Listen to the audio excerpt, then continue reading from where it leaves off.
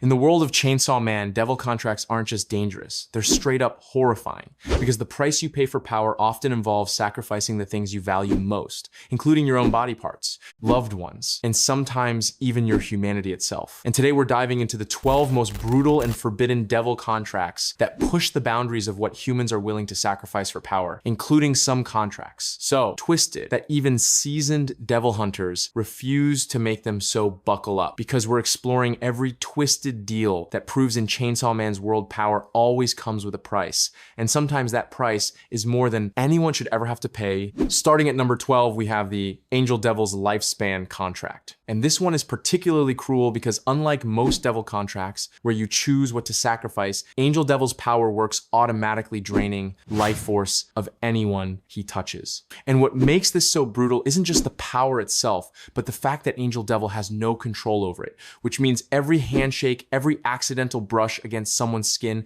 literally steals years from their life, and you can see the psychological toll. This takes on Angel Devil himself because he's actually one of the more sympathetic characters in the series who genuinely doesn't want to hurt people, but is cursed with a power that makes him a walking death sentence. And the worst part is that the people he touches don't even realize what's happening to them. They just feel a little tired, maybe a bit weaker, but they have no idea that their lifespan has been permanently shortened. And this contract proves that sometimes the cruelest powers are the ones you can't control, because at least with other contracts, you make a conscious choice to sacrifice something. But Angel Devil is trapped in a body that kills people simply by existing. At number 11, we have the Bomb Devil's Explosion Contract used by Reze. And this one shows us what happens when you sacrifice your humanity for raw, destructive power. Because Reze's contract allows her to transform parts of her body into literal explosives, turning herself into a living weapon capable of devastating destruction. And what makes this contract particularly brutal is how it changes the contractor's relationship with their own body. Because when your arms can become bombs and your head can detonate on command, you stop being human and start being a tool of war. And we see this with Reze, who despite her initial kindness toward Denji, is ultimately unable to maintain normal human relationships. Because how do you hug someone when your body's made of explosives? And how do you trust yourself around people you care about when a moment of lost control could literally blow them to pieces? And this contract represents the fundamental trade-off that many devil hybrids face, where gaining incredible power means losing the ability to live a normal human life. And when your body becomes the weapon, you lose the ability to truly connect with others,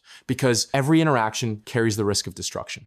Coming in at number 10, we have the Spider Devil's Web Contract, which forces the contractor to undergo gradual arachnid transformation in exchange for the ability to create and control spider webs. And what makes this contract so disturbing is how it slowly strips away your humanity piece by piece. Because unlike contracts that take something from you all at once, this one changes you incrementally until you're more spider than human, and the psychological horror of feeling your body change against your will, of growing extra limbs and developing inhuman instincts, is something that would drive most people insane. And the practical applications of spiderweb creation might seem useful for hunting, combat, but the cost of becoming an arachnid monstrosity makes this power more curse than blessing. And this contract shows how power can literally reshape you into something unrecognizable, both physically and mentally, until the person used to be is completely gone.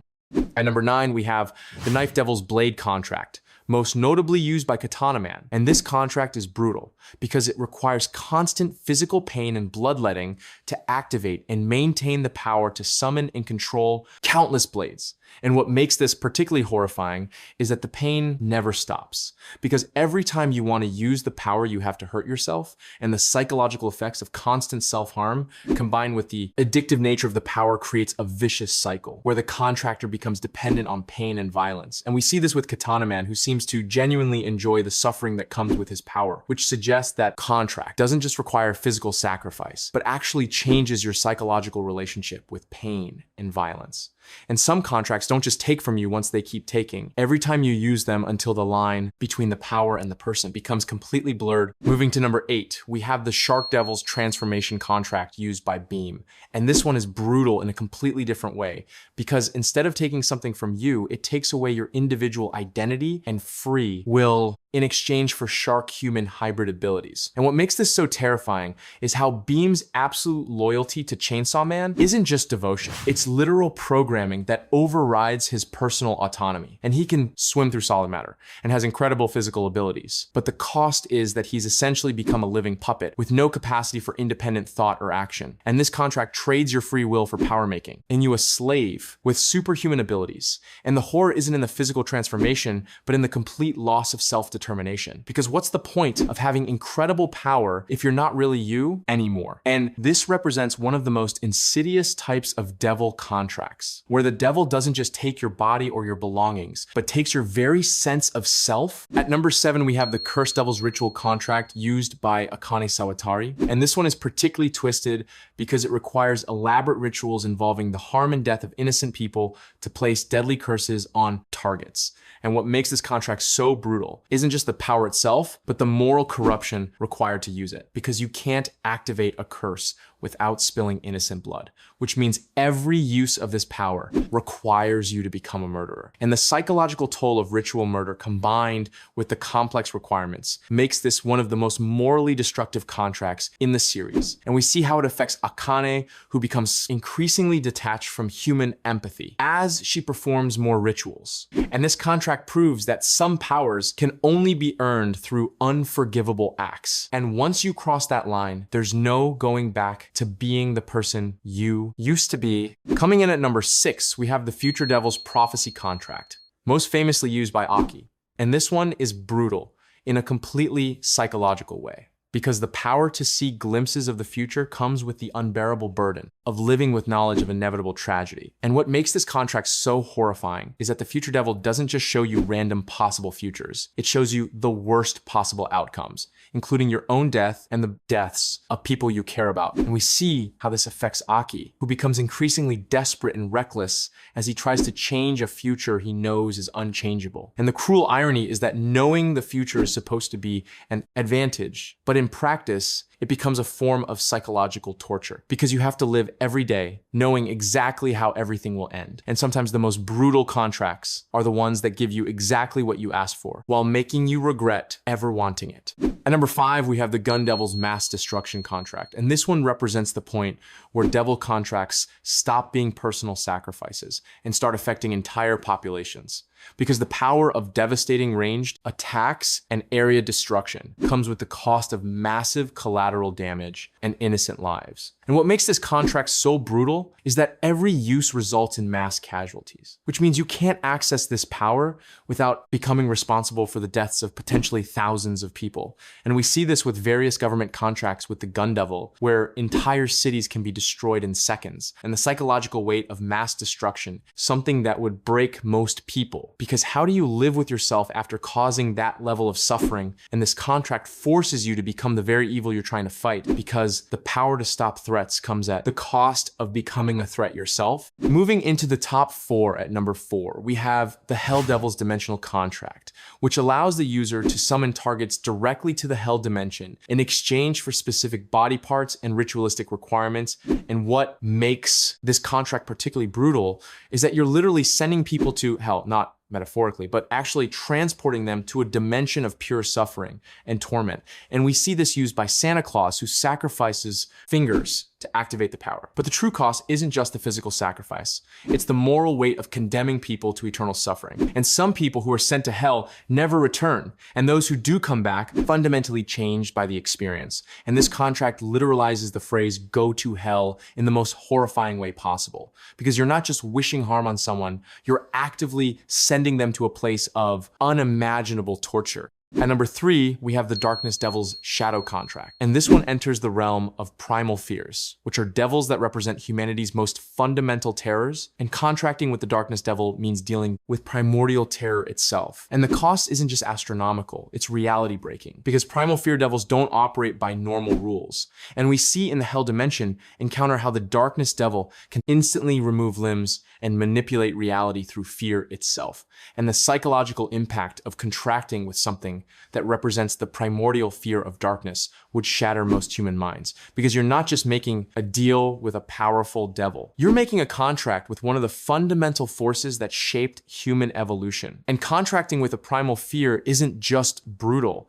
It's cosmic horror that breaks human comprehension, because these entities exist on a level that human consciousness wasn't designed to interact with. And number two, we have the control devil's domination contract used by Makima, and this represents perhaps the most insidious form of devil contract, because the power of complete control over beings perceived as lower comes with the cost of your autonomy, identity, and humanity. And what makes this so brutal is that, unlike other contracts, where you lose something specific, this one takes everything you are while leaving you conscious enough to understand what you've lost. And Makima's control works through complex hierarchies, where she can manipulate anyone she perceives as beneath her, which includes almost all humans.